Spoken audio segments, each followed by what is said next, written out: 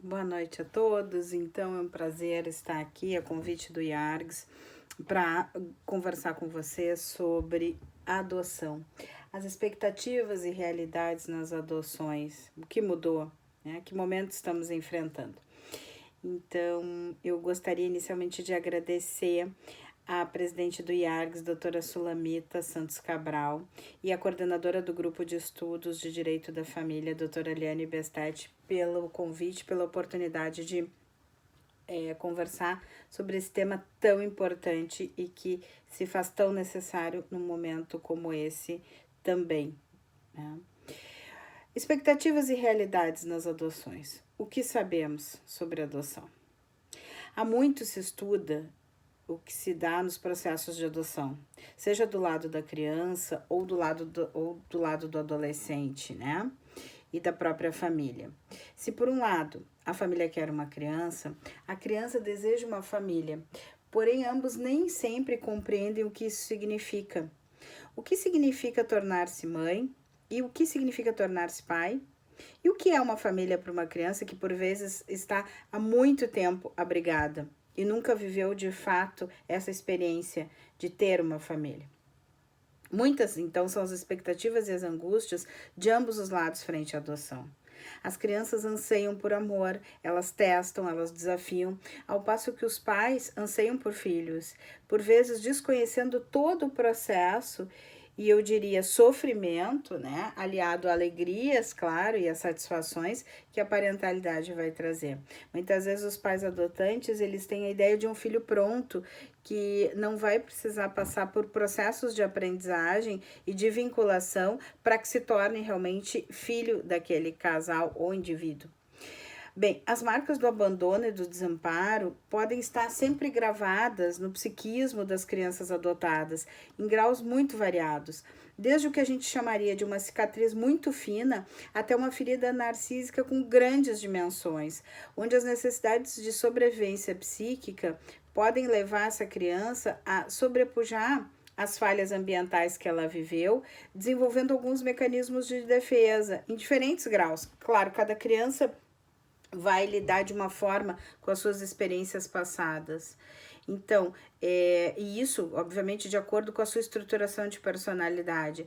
A questão é que a gente possa olhar para essa criança que está abrigada e em processo de adoção como alguém que é marcado por um sofrimento psíquico e que nós precisamos identificar o grau desse sofrimento para poder ajudar essa criança e ajudar essa família.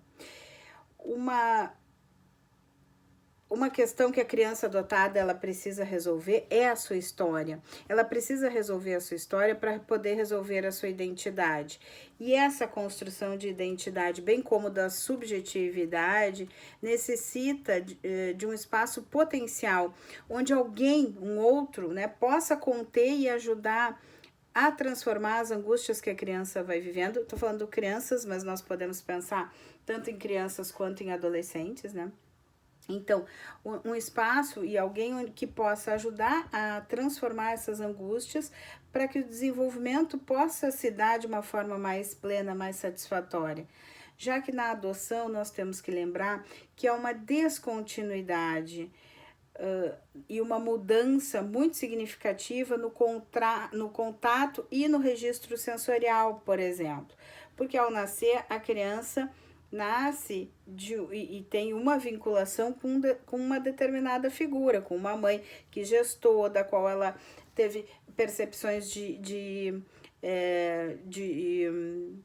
sons, de batimentos cardíacos, através desta mãe que ela experimentou gostos e sabores pelo líquido amniótico, e no nascimento, depois, posteriormente, com a adoção, esse vínculo se rompe porque essas experiências não são reencontradas. Esse bebê, por exemplo, né, uma criança que é dada logo em seguida à adoção, ele não vai reencontrar isso em outra pessoa que vá se encarregar dos seus cuidados. Vai encontrar outros registros sensoriais, mas não vai conseguir encontrar e repetir aqueles registros da vida pré-natal.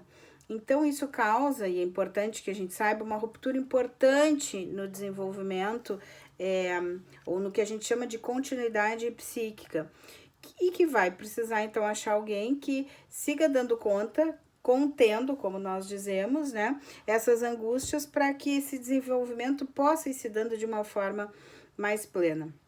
Então, nós temos que lembrar que ao nascer, o bebê tem uma história corporal e vivencial, que é disso que eu falava, que não encontra correspondência nos pais adotivos.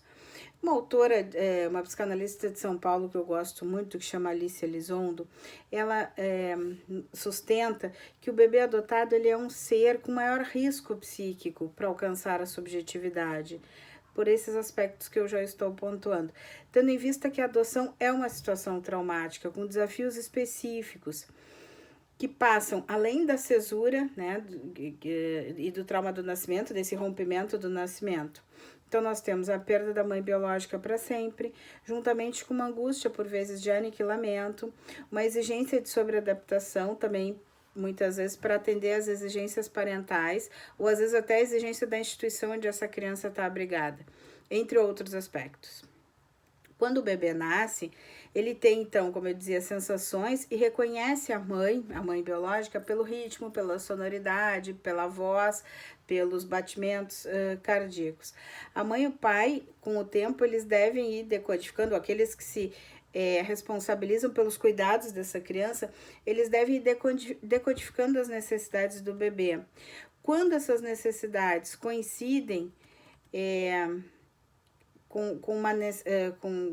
quando essa decodificação coincide com a necessidade, quando a mãe consegue entender realmente o que aquele bebê tá demandando, nós temos então uma vivência de encontro, uma vivência que é satisfatória. E a criança então vai formando um ego que vai se tornando cada vez mais coerente e integrado. Claro que essa vivência de decodificação da necessidade pode ser feita por outros adultos, pode ser feita por alguém que cuida dessa criança num abrigo e pode vir a ser feita por pais adotivos. A questão é que por vezes isso demora a acontecer e já se sobrepõe a um rompimento, né, dessas primeiras experiências ou desse primeiro vínculo que essa criança teria com os seus pais, com a sua mãe biológica. Mas, enfim, quando esse processo vai acontecendo de decodificar aquelas necessidades, essa criança vai conseguindo estruturar um ego, vai formando um ego mais coerente, mais integrado, que vai ir possibilitando que ela vá dar conta das demandas da vida. Quando essa decodificação por parte do adulto, né, cuidador, falha, então, ou não encontra uma equivalência na necessidade da criança, esse bebê pode ser, por exemplo, jogado numa sensação de vazio, numa sensação de total desencontro.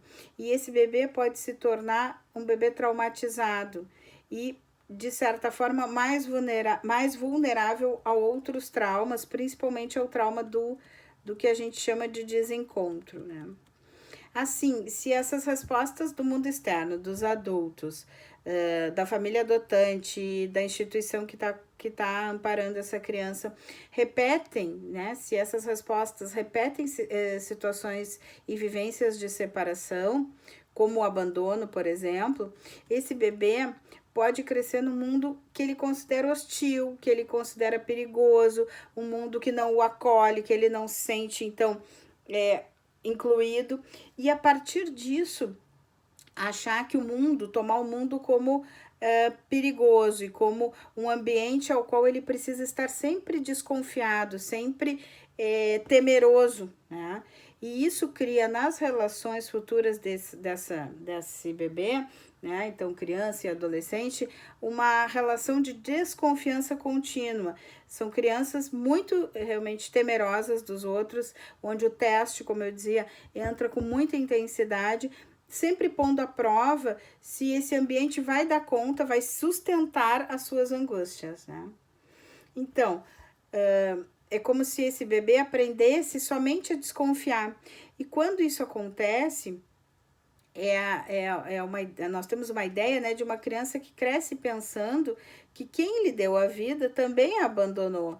Então, qualquer um pode fazer isso, né? Entende-se que se é um ser abandonável, né, qualquer um pode repetir com essa criança essa experiência. Então, esse indivíduo vai ter mais desconfiança nos vínculos e vai passar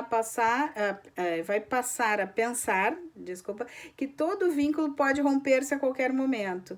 Ou seja, vai persistir ao longo da vida desse indivíduo uma angústia de repetir-se, como eu dizia, o abandono a qualquer momento. Isso é um dado extremamente importante, porque às vezes a gente tem ideia de que bebês que foram separados muito precocemente da mãe biológica, que foram dados em adoção no primeiro dia depois de nascimento, eles não conheceram, não tiveram... Bom, em algum lugar do psiquismo está inscrito, tem esse registro do abandono.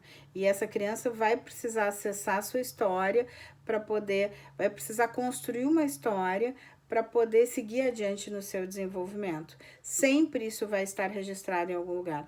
Mesmo que conscientemente nós falemos que ela não tem lembrança sobre esse abandono, né? Mas a gente não está falando só de aspectos conscientes, nós estamos falando daquilo que fica registrado no sistema inconsciente de todos nós. Bem, então, nesse sentido, tanto a criança quanto o adolescente adotados, eles necessitam, né, que alguém os ajude a colocar essa história, né, ou a criar uma história sobre si próprio e a colocar a questão do próprio abandono dentro dessa história, a narrar uma história onde isso existiu, onde isso em algum momento fez parte, mesmo que isso gere sentimentos de raiva, solidão e incompreensão. Na verdade, até por isso, para que esses sentimentos não fiquem negados, desmentidos dentro do indivíduo, eles precisam ser postos em palavras, né? E essa criança ou adolescente vai ter que poder lidar com essa dupla genealogia, a família biológica e a família adotante. Então, obrigatoriamente a constituição da identidade vai passar por uma integração desse indivíduo de 3 aspectos: os pais adotivos, ele, filho, né, e os pais biológicos. Como que ele arquiteta, como que ele, criança ou adolescente, vai arquitetando e organizando isso dentro de si mesmo. Então, quando falamos de adoção, a pergunta do porquê adotar é extremamente importante para que seja feita e refletida com os pais adotivos, porque ela vai ser essencial no desenvolvimento da relação, né? Vai ser essencial no desenvolvimento da parentalidade, vai ser essencial no desenvolvimento da própria criança. Então, porque a criança pode, por exemplo, desempenhar várias funções para a família adotante. Uma delas pode ser a de um fardo, de um peso que essa família criou. E aí, então, tanto a criança quanto a família vão ter que carregar esse fardo, entre aspas, para o resto da vida, né? Pode ser de substituição de um filho morto, pode ser a função de que essa família espera um agradecimento eterno por terem tirado essa criança de uma situação de vulnerabilidade. Enfim, são N possibilidades e que precisam ser pensadas e metabolizadas para que essa adoção possa se dar de uma forma mais saudável. Então, quem, por quê, para quê e como uma criança é adotada são perguntas extremamente importantes a se fazer. E aí, no âmbito judiciário, no âmbito, né, dos advogados, no âmbito psicológico, enfim, a família precisa refletir sobre essas questões. Quem, por quê, para quê e como uma criança é adotada. Essas questões vão embasar a construção da subjetividade desse indivíduo e, como eu dizia, não só isso, mas a relação com essa família, a relação de filiação, a relação de parentalidade. A criança adotada, ela precisa sentir que ela tem um lugar seguro dentro de uma família e que não representa somente uma prova de bondade dos pais. Além disso, se esses pais são vistos somente como benfeitores, né, somente como alguém que fez algo de bondade, a criança adotiva ela vai ficar impedida de expressar sua raiva, sua agressividade, que todo filho expressa em relação aos pais. Ela vai ficar impedida de competir, por exemplo, porque ela não pode fazer nada de mal, ela não pode fazer nada contrário a esses pais tão bondosos que, afinal de contas, a adotaram, né? Também porque acaba tornando esses pais extremamente idealizados e aí ela própria, criança ou adolescente, ficam extremamente culpados e contidos nas suas expressões. Então, a criança adotada, ela precisa, então, também contar, além de um ambiente em casa que possa conter as suas angústias, preferencialmente com um analista, com um profissional, com quem ela possa criar uma relação íntima totalmente diferente do que ela viveu até então. E esse profissional, além das interpretações verbais, além do que vai dizendo para essa criança, a sua constância, a sua permanência, a sua sustentação do ambiente, o fato de que sobrevive aos ataques, aos testes, essa continuidade vai mostrando para a criança que ela pode sim estabelecer outras relações que não são só relações de perda, que nem todo mundo é abandonante, né? Ainda que elas se sintam ser abandonável. Essas crianças, muitas vezes, e adolescentes, em análise, então, como eu dizia, colocam todo o tempo à prova a disponibilidade do analista. Elas necessitam saber que as pessoas, e não só o analista, qualquer profissional que trabalhe, inclusive os pais, necessitam saber que existe um compromisso real nosso com eles, né? Que existe uma continuidade destas relações.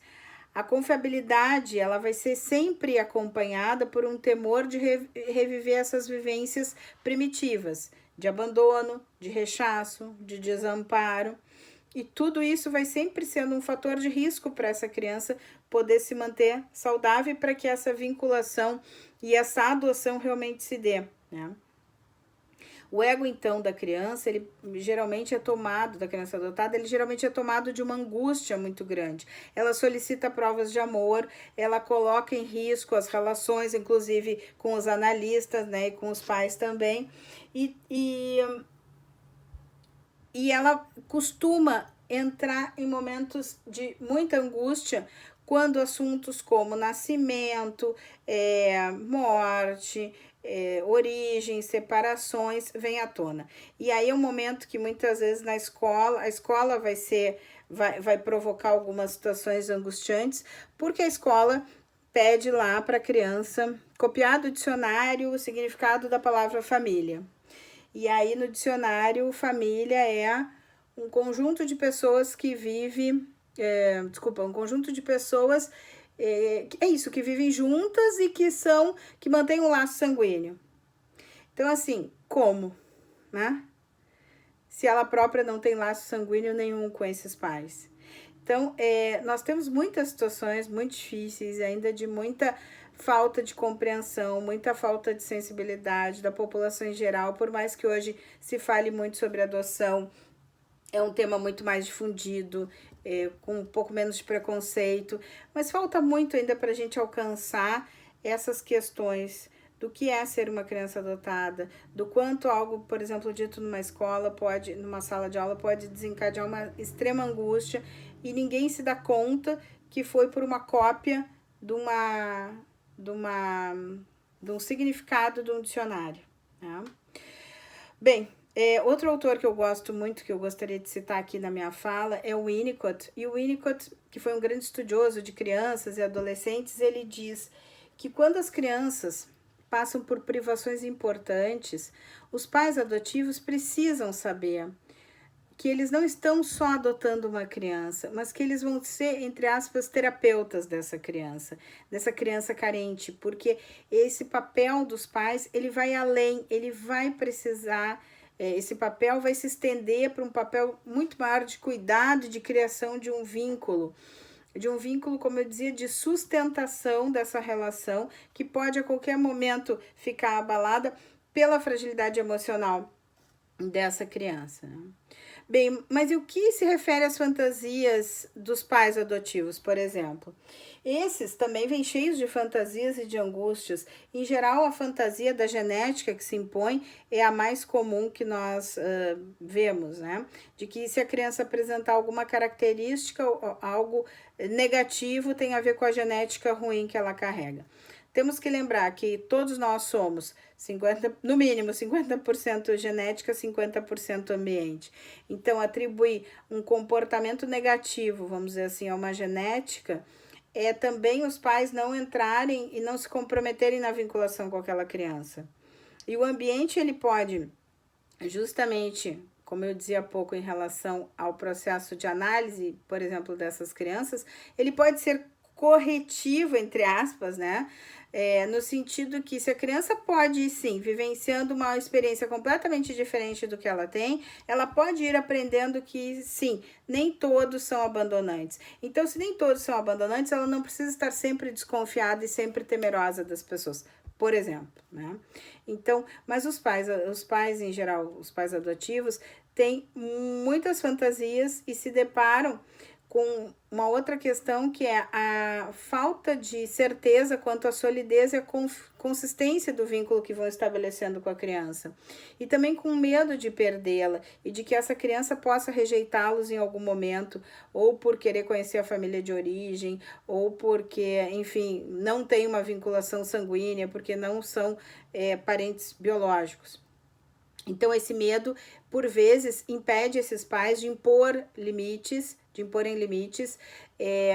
porque eles têm medo de serem odiados, de serem rechaçados. Então, às vezes, os pais entram no processo de omissão da parentalidade, vamos dizer assim, por medo do que a criança e o adolescente possam fazer, já que não se sentem seguros eles próprios nesse lugar de pai e mãe.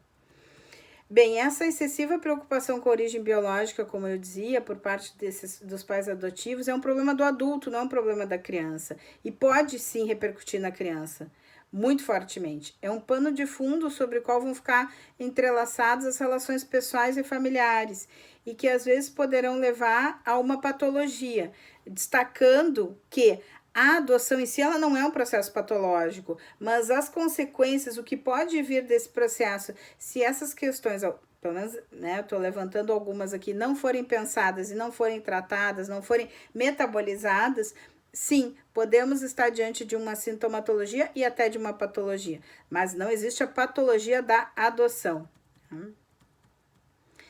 Bem, a criança adotiva ela também tem alguns problemas que lhe são próprios. Ela não foi consultada no processo de adoção, por vezes ela vive um segredo, mas ela também carrega uma curiosidade, o desejo de saber algo sobre os pais biológicos, e ela em algum momento vai precisar lidar com todas essas vivências e com todas essas incertezas. A questão da curiosidade é extremamente importante, porque a curiosidade é a base da aprendizagem, é a base do nosso desenvolvimento. Então, uma criança que não se coloca curiosa quanto à sua história, por exemplo, é uma criança que possivelmente vai apresentar inibições em outras áreas, inclusive nas questões de aprendizagem, nas questões escolares, e que é um temor muito grande, muitas vezes, dos pais adotivos. E também um fato muito comum, muitas crianças adotadas apresentam questões escolares. Mas por quê? Uma das hipóteses é essa, porque no momento que eu não posso saber de mim e da minha história, eu também não posso saber mais nada. Eu também não posso me perguntar coisas da vida. E como que eu vou estudar e ter que copiar de um dicionário que família, um conjunto de pessoas que moram juntas e que tem um laço sanguíneo, se isso não é a minha realidade? Então, nós temos uma série de angústias que por vezes ficam na criança e que sim, vão levar a uma inibição da aprendizagem. E nesse momento de pandemia, como é que nós estamos? O que está acontecendo com as crianças que estão abrigadas e enfim, né? Como é que isso tudo, esses meses todos, tem repercutido nessa realidade das crianças que esperam por uma adoção? Tem repercutido negativamente. A gente sabe que muitos processos de adoção foram suspensos, estão esperando, né, estão parados. Muitas visitas de aproximação foram suspensas, os apadrinhamentos foram suspensos também. Então, o que nós podemos pensar? Que a criança que estava ali, já num processo extremamente difícil, extremamente doloroso, sem uma família, por vezes esperando isso, por vezes criando toda uma expectativa, se vê daqui um pouco com esse projeto em suspenso. Para um tempo, para uma situação onde o tempo já é um fator extremamente negativo, porque nós sabemos que quanto mais velhos eles vão ficando, mais difícil vai sendo a adoção. Estar 3, 4, 5 meses sem poder, por mais que a criança possa não ter isso conscientemente, que o seu processo está parado, né? Mas saber que nada vai ser feito, nada pode ser feito, que nada acontece na sua história, é algo também extremamente angustiante. Então, o que nós temos vivido agora é, na verdade, uma impossibilidade das crianças e das famílias adotantes também, porque não tem uma resposta da justiça, de criar projetos futuros. E nem tem a possibilidade de dar continuidade nesse momento aos projetos que já vinham desenvolvendo. Então, o tempo da pandemia e o tempo da adoção se confundem. E são tempos sombrios. São tempos onde nós temos que lidar e pensar e realmente pôr em prática o que pode, né, como que nós podemos encaminhar essas situações para que ele possa ser menos danoso. Nós sabemos que a pandemia está deixando já sequelas que levarão muito tempo, sequelas emocionais, que levarão muito tempo para serem supridas, né, se é que vão ser, né, se a gente vai conseguir dar conta disso, mas nós sabemos que tem outras realidades, como os esquecidos, e aí as crianças abrigadas podem entrar nesse rol, que vão pagar um preço muito maior, né?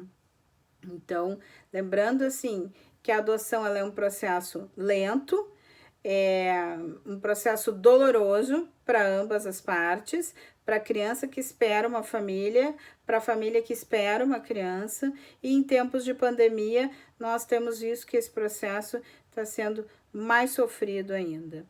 E eu penso que o nosso papel como profissionais, seja da área do direito, da psicologia, da psicanálise, é dentro do possível ajudar esses indivíduos e pelo menos falar sobre isso. Um outro tema que talvez em outro momento a gente possa conversar, que não tem diretamente a ver com a pandemia, mas que tem surgido em algumas discussões que eu tenho feito no grupo de estudos que eu coordeno, como psicóloga e psicanalista,